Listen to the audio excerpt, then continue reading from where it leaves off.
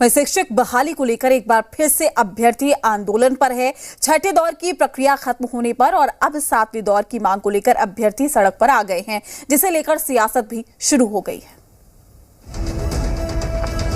शिक्षक बहाली को लेकर अभ्यर्थी फिर से आंदोलन के मूड में हैं।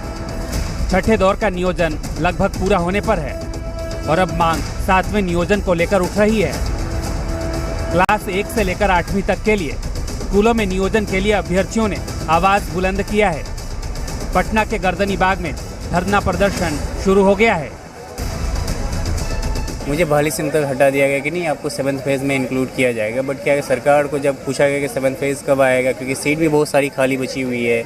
ये जो 6th फेज़ हुआ था उनमें से भी लगभग 54,000 सीट खाली है। लेकिन जब मैं सरकार के पास जो सचिवालय का दौरा किया तो सरकार कह रही नहीं, फरवरी में आएगा, मार्च में आएगा, मार्च का फर्स्ट वीक आएगा, अप्रैल में आएगा, अप्रैल का फर्स्ट वीक में आएगा। मतलब बार बार आश्वासन पे आश्वासन दिए जा रहे हैं और अब तक नोटिफिकेशन नहीं आया। नोटिफिकेशन का इंतजार कर रहे हैं और हम लोगों की मांग है कि जल्द से जल्द शिक्षकों की जो कमी है बिहार की प्राथमिक स्कूलों में, उसको सरकार के द्वारा पूरा किया जाए। हम लोग बीटेड सीटेड पास अभ्यर्थी पिछले 3 साल से रोड पर भटक रहे हैं। सरकार सिर्फ आश्वासन दे रही है, बार बार कह रही है कि छठा चरण पूरा होगा तो 7वां लाएंगे। छठा चरण भी पूरा होगा।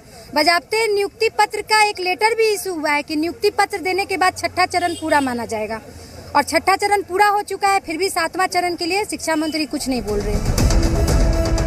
जिन्होंने साल 2019 के दिसंबर में केंद्रीय शिक्षक पात्रता परीक्षा पास की है, वो अभ्यर्थी अब नियोजन की मांग कर रहे हैं और इनकी मांग को राजनीतिक दलों का साथ भी मिल रहा है। सीपीआई माले विधायक मनोज मंजिल अभ्यर्थियों के धरना स्थल पर पहुंचे और सरकार से मांग की कि जो सीटें खाली हैं उन्हें भरा जाए। 4.5 लाख सरकारी शिक्षकों के पद खाली पड़े हैं।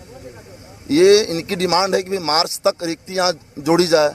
आप कह रहे हो कि 30 छात्र पर हम एक शिक्षक देंगे, जो RTE राइट टू एजुकेशन जो कहता है, और ये डोमिसाइल नीति लागू। तो 7वें चरण की ये जो सरकार है नियुक्ति की विज्ञप्ति जारी करे, उसका डेडलाइन दे।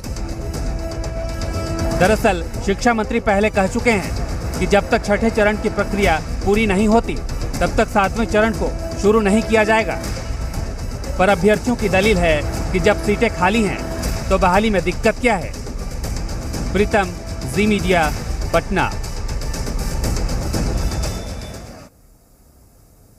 विद्यालय में गरीबों, मजदूर किसानों और खेत खलिहानों के संतानों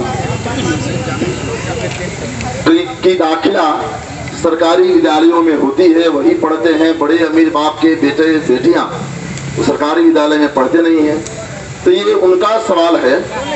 तो शिक्षा का सवाल, शिक्षक बहाली का सवाल, ये पूरे बिहार के विकास से, बिहार के भविष्य से जुड़ा हुआ सवाल है।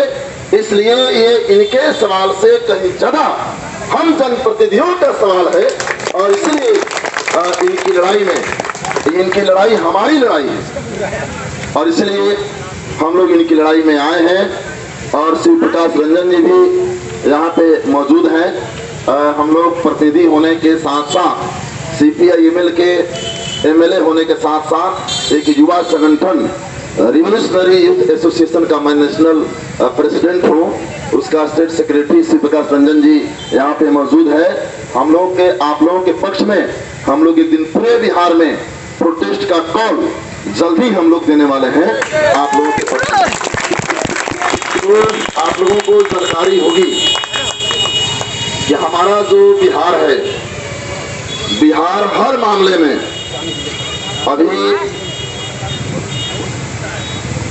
नीति आयोग की रिपोर्ट हाल ही में आई है।